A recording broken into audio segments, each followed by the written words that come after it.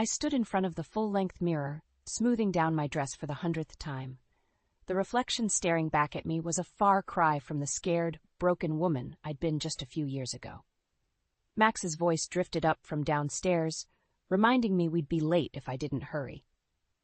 "Coming, honey," I called back, taking a deep breath. Tonight was important, our first dinner with his mother since we'd gotten married. I'd only met Marianne once before, at the wedding, and her piercing gaze had left me feeling like I'd been dissected. As I descended the stairs, Max's face lit up. "You look beautiful, Leah," he said, pulling me in for a kiss. I relaxed into his embrace, savoring the feeling of safety and love, something I'd never truly known before him. "Thanks," I murmured. "I just hope your mother approves." Max chuckled. "Don't worry about her. She'll love you once she gets to know you." If only I'd known then how wrong he was. The drive to Marianne's sprawling Victorian home was quiet, my stomach churning with nerves. As we pulled up, I noticed the meticulously manicured lawn and the gleaming Mercedes in the driveway. "Ready?" Max asked, squeezing my hand. I nodded, plastering on a smile, as I'll ever be. Marianne answered the door herself, perfectly coiffed and wearing a string of pearls that probably cost more than our car. "Maxwell, darling," she cooed, air-kissing his cheeks.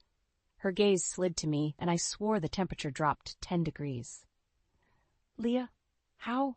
Nice to see you again." "Thank you for having us, Marianne," I said, willing my voice not to shake. She ushered us inside, and I marveled at the opulent decor. Family portraits lined the walls, generations of stern-faced men and women staring down at us. "Dinner's nearly ready," Marianne announced. "Maxwell, why don't you pour us some wine?" As Max headed to the bar cart, Marianne turned to me. "So, Leah," she said, her voice dripping with false sweetness, "tell me about your family. What does your father do?" I swallowed hard. He works in construction. My mom's a teacher." Marianne's lips thinned. "How quaint. And you? What is it you do again?" "I'm a social worker," I replied, lifting my chin. "I help families in crisis." She laughed, a brittle sound. "Well, I suppose someone has to do it." Max returned with our drinks, oblivious to the tension. "What are we talking about?" "Oh, just getting to know your lovely wife better," Marianne said, her smile not reaching her eyes. "Did you know her father's in construction, dear? Isn't that fascinating?" I saw a flicker of discomfort cross Max's face, but he quickly covered it. "Leah's family is wonderful, Mother. You'd like them if you met them," Marianne hummed noncommittally. "Well, shall we eat?" Throughout dinner, Marianne peppered me with questions about my background, each one feeling like a subtle jab. I answered as politely as I could, but my patience was wearing thin.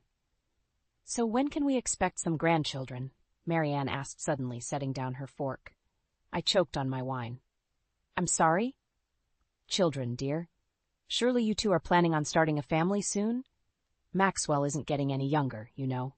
Max cleared his throat. "Mother, we've only been married a few months. There's plenty of time for that." Marianne's eyes narrowed. "Nonsense. The Caldwell name needs to be carried on. You do want children, don't you, Leah?" I felt trapped, all eyes on me. "We haven't really discussed it yet," I managed. "Well, you'd better get to it," Marianne said sharply. "A woman your age, fertility doesn't last forever."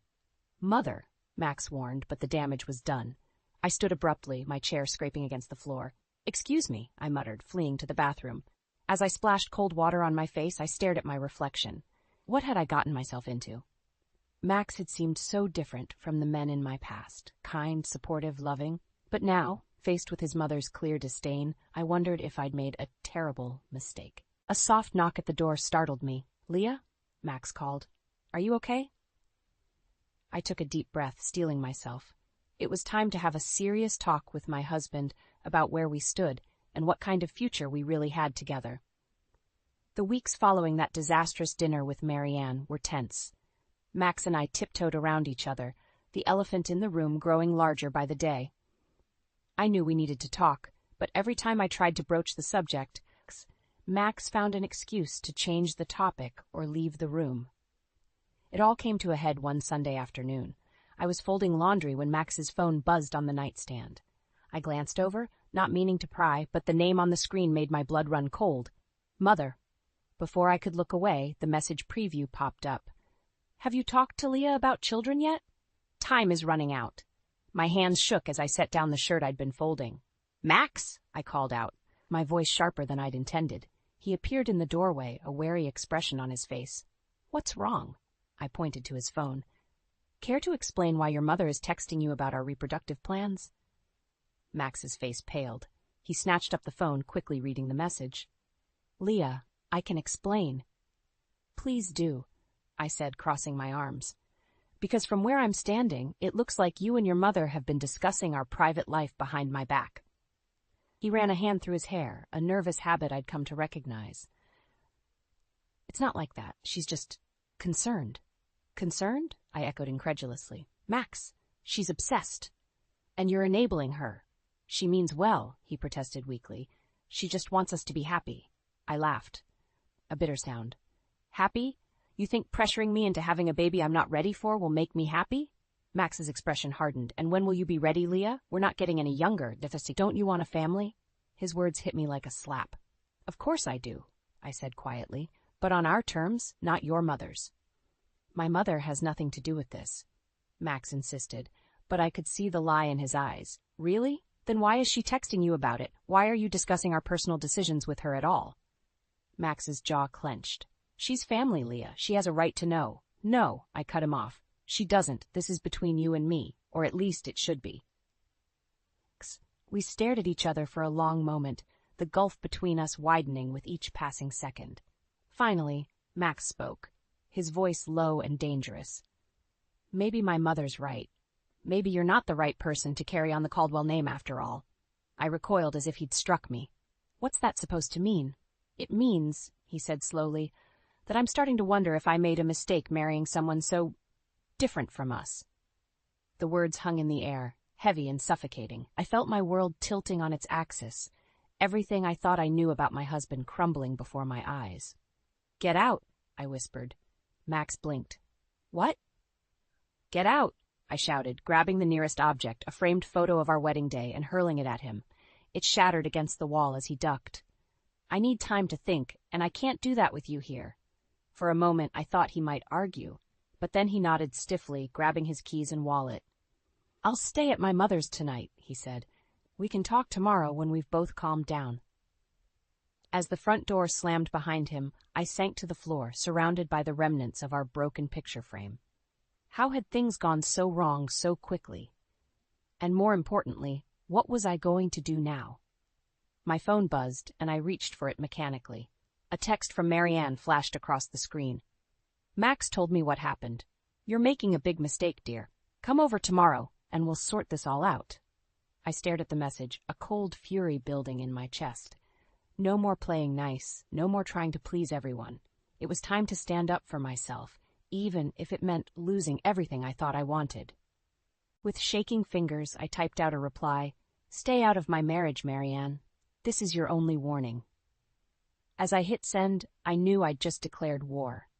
And I had no idea if I was ready for the battle ahead. The weeks after my confrontation with Max were a blur of tense silences and forced politeness. We'd reached an uneasy truce, but the weight of unspoken words hung heavy between us. I knew we were both waiting for the other shoe to drop. It finally did on a crisp autumn morning. I was sipping my coffee when Max cleared his throat, setting down his newspaper with an air of forced casualness. Leah, he began, his voice carefully neutral.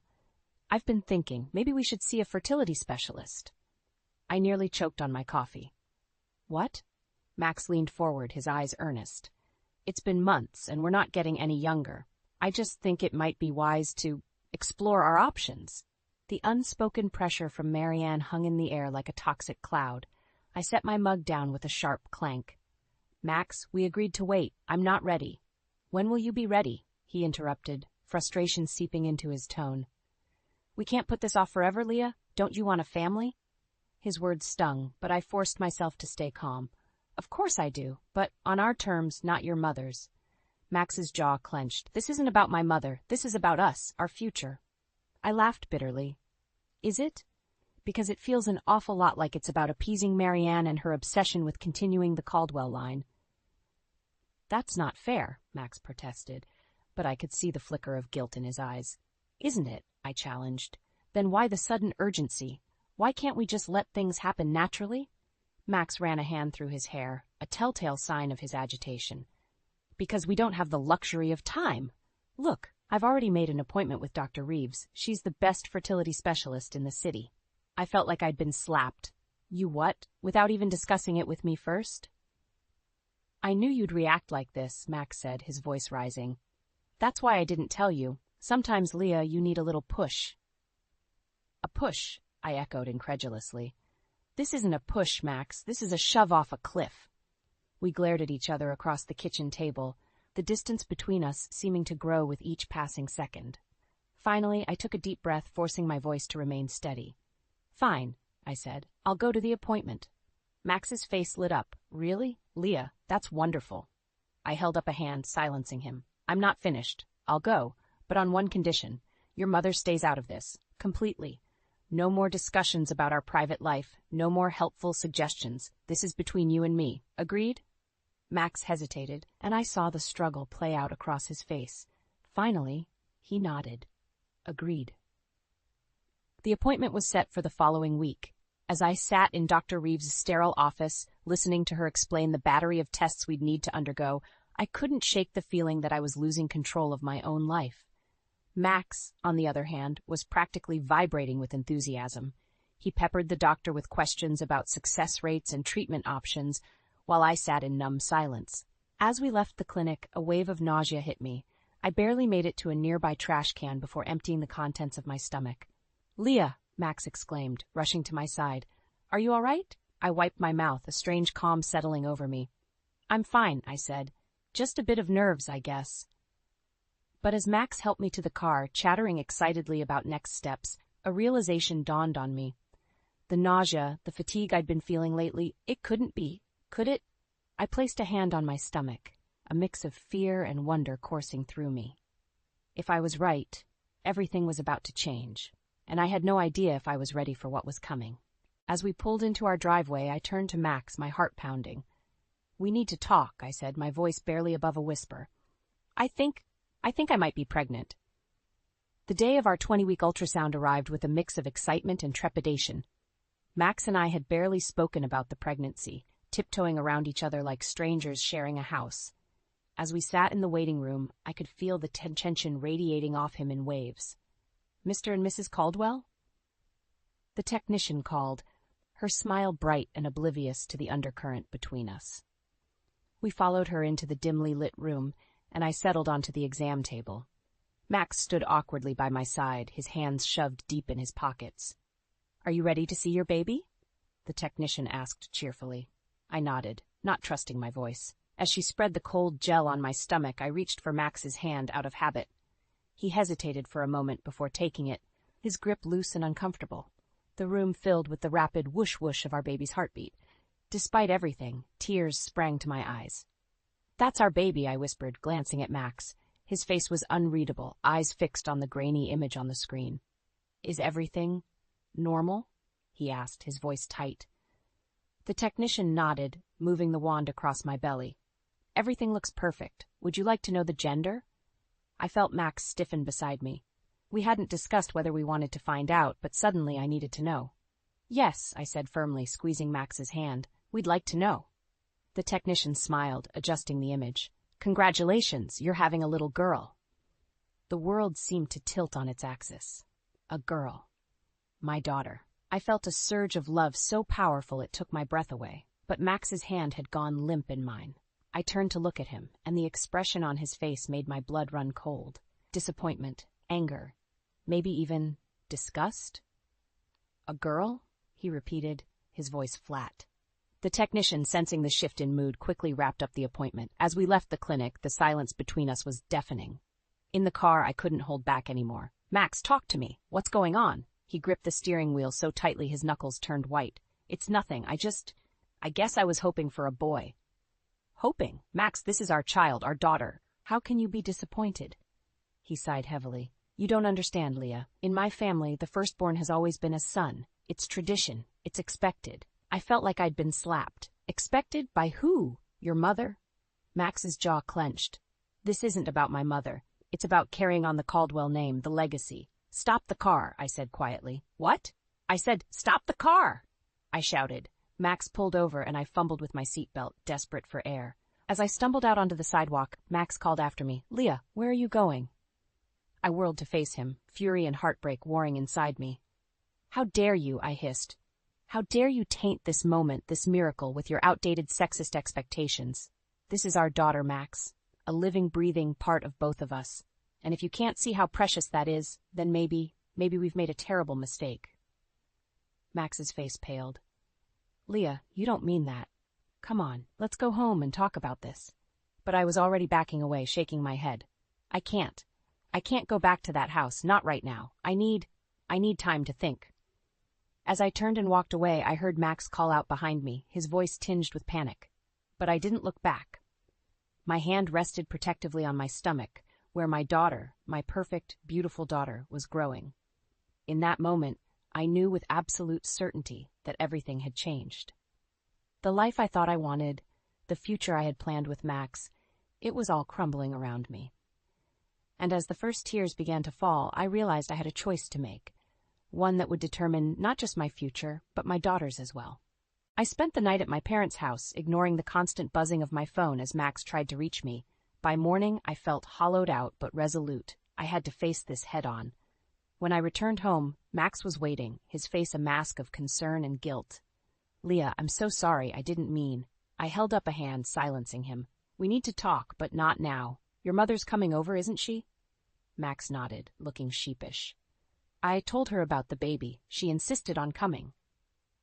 My stomach clenched, but I steeled myself. "Fine, let's get this over with." Marianne arrived like a storm, bursting through our front door without knocking. Her eyes locked onto me immediately, narrowing as they took in my protective stance, one hand resting on my barely there bump. "Well," she said, her voice dripping with disdain, "I hear congratulations are in order. Though I can't say I'm not disappointed." I felt Max tense beside me, but to my surprise he spoke up. "Mother, please, this is our child we're talking about." Marianne waved him off, her gaze never leaving me. "Don't be naive, Maxwell. This girl will never be able to carry on the Caldwell name properly. You know what needs to be done." The room went deathly quiet. I felt the blood drain from my face as her words sank in. "What are you saying, Marianne?" She stepped closer, her voice lowering to a conspiratorial whisper. "There are ways, you know, discreet clinics that can take care of this little problem. No one would ever have to know." I recoiled, bile rising in my throat. "You can't be serious. This is your grandchild."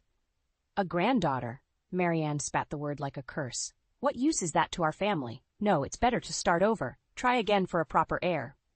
I turned to Max, desperate for his support, but the conflict on his face made my heart sink. "Max," I whispered, pleading. He wouldn't meet my eyes.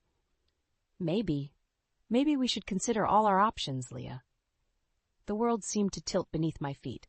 I stumbled back, putting distance between myself and these strangers wearing the faces of my husband and mother-in-law. "Get out," I said, my voice barely above a whisper. Marianne smirked, triumphant. "Now, dear, let's not be hasty." "I said get out!" I screamed, my composure shattering. "Both of you. How dare you come into my home and suggest I murder my child, my daughter?" Max reached for me, his face pale. "Leah, please, we're just talking." I jerked away from his touch. "No, Max, we're done talking. I want you both out of this house right now." Marianne drew herself up, indignant. "You can't speak to us this way. Maxwell, control your wife!" But Max seemed frozen, torn between his mother and me. In that moment, seeing his indecision, something inside me broke. "If you won't leave, I will," I said, my voice eerily calm. I grabbed my purse and keys, moving towards the door. "Where are you going?" Max called after me, panic edging into his voice. I paused at the threshold, one hand on my stomach, the other on the doorknob. Somewhere safe. Somewhere my daughter will be loved and valued no matter what. As I walked out, leaving them stunned in my wake, I felt a strange sense of peace settle over me. The decision I'd been struggling with had suddenly become crystal clear. I got into my car, my hands shaking as I started the engine. As I pulled away from the curb, I caught a glimpse of Max in the rearview mirror, standing in the doorway looking lost. But I didn't look back. I couldn't. My focus was on the road ahead, on the future I needed to secure for myself and my daughter. Whatever it took, I would protect her, even if it meant walking away from everything I thought I wanted. With tears streaming down my face, I drove towards an uncertain future. But one thing was certain. Nothing would ever be the same again. I spent the next week at my parents' house, ignoring Max's constant calls and messages.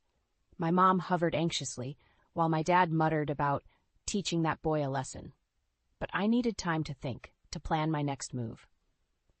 On the 8th day, a text from Max finally broke through my defenses. "Please, Leah, we need to talk. I'll meet you anywhere."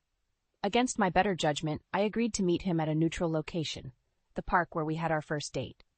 As I approached our old favorite bench, I saw Max pacing, looking haggard and sleep-deprived. "Leah," he breathed, relief washing over his face.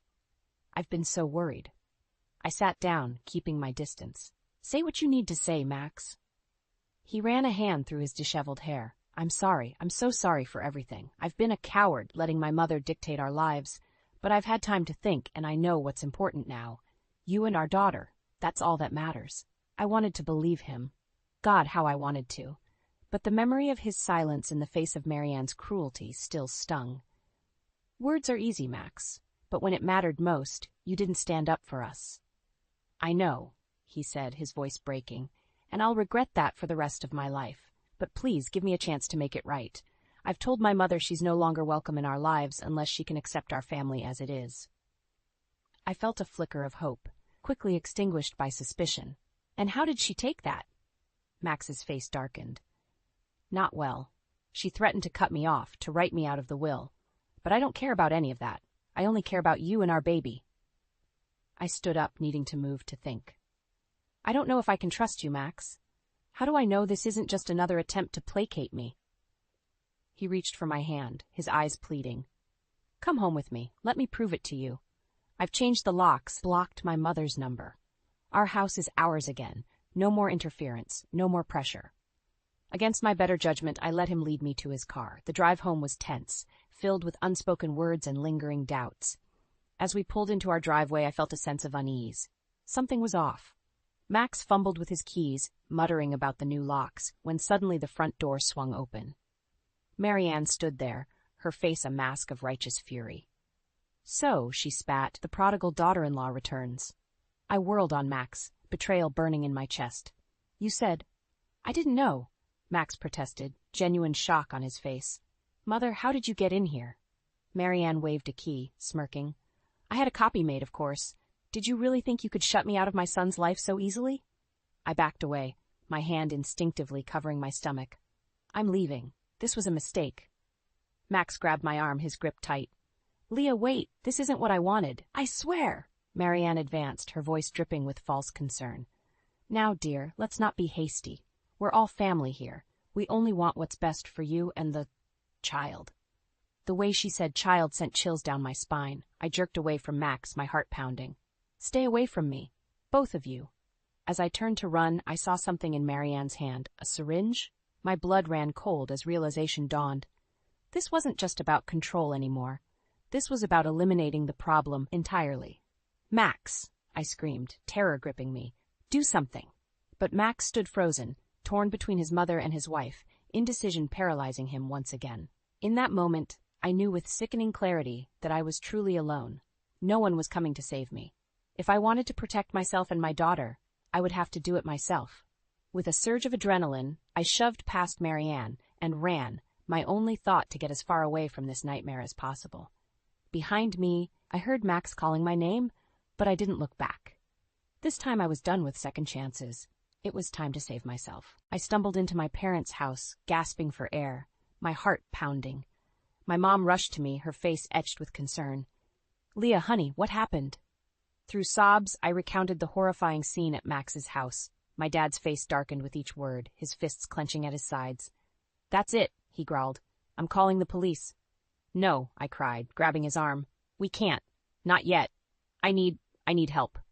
That's when my mom mentioned Paul. "Remember Paul Hawkins? He's a lawyer now, specializing in family law. Maybe he could help." The name stirred something in my memory, a kind smile, a steadfast presence from my youth. I nodded, desperate for any lifeline. "Call him, please." Paul arrived within the hour, his familiar face now etched with lines of experience and concern. As soon as he saw me, his professional demeanor softened. Leah, he said gently, I'm so sorry you're going through this, but I promise we're going to fight for you and your daughter.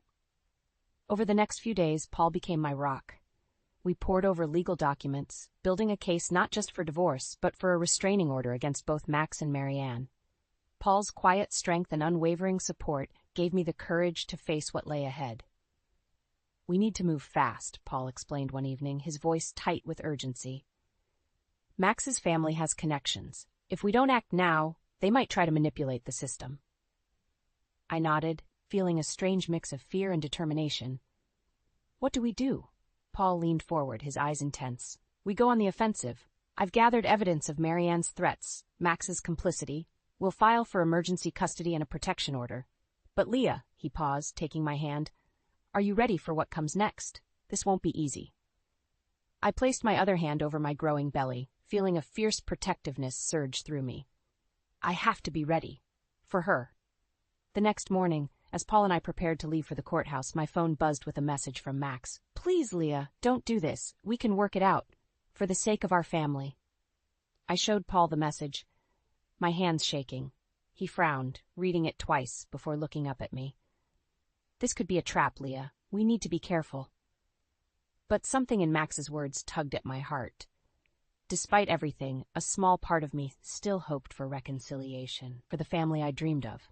I need to see him, I said, my voice barely a whisper. One last time, to look him in the eye and know for sure.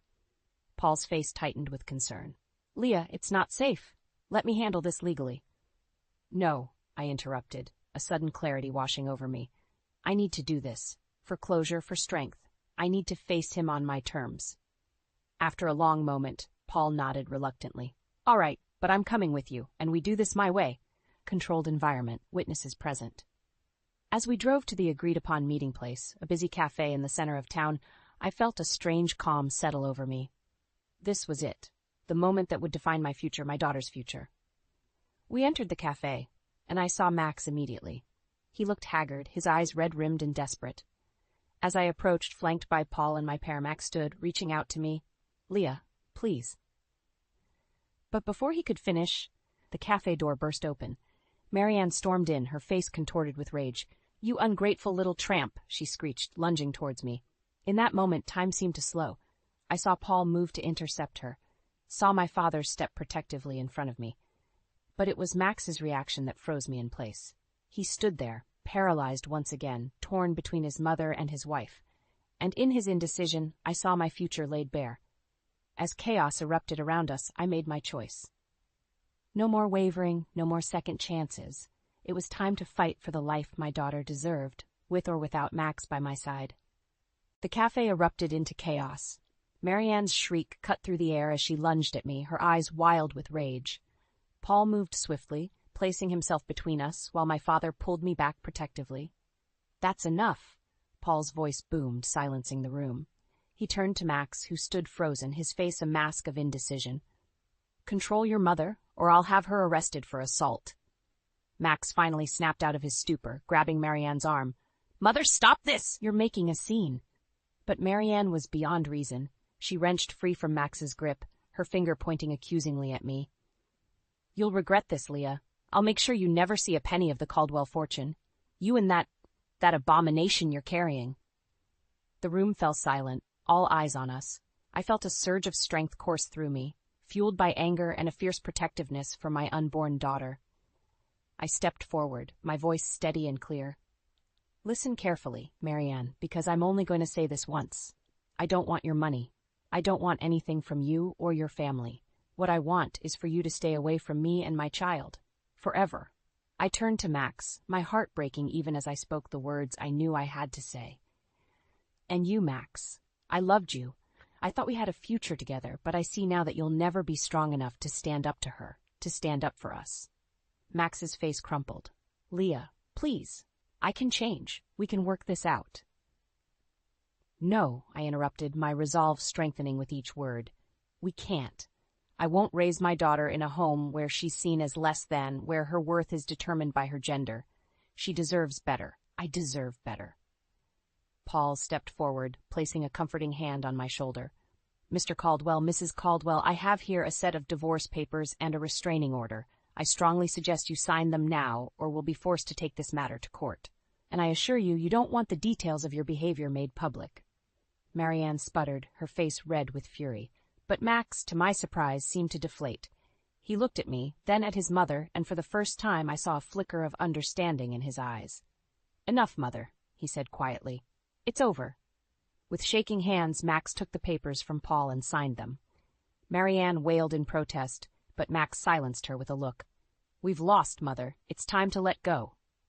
As they left the cafe, Max paused at the door, looking back at me one last time. "I'm sorry, Leah. I hope you find happiness."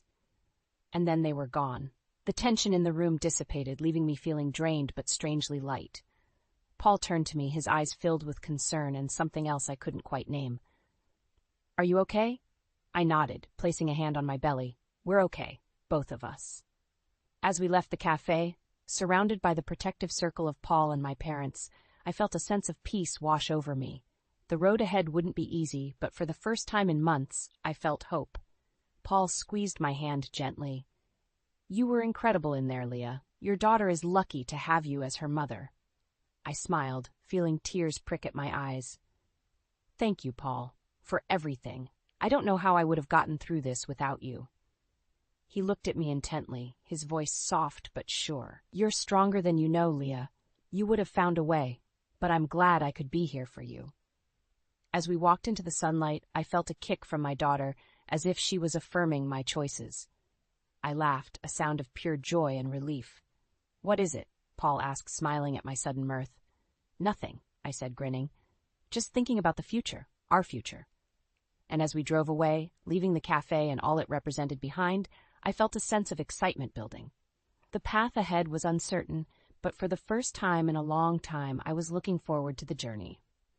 With my daughter by my side and friends like Paul to support me, I knew we could face anything. The battle was over and we had won. Now it was time to start living.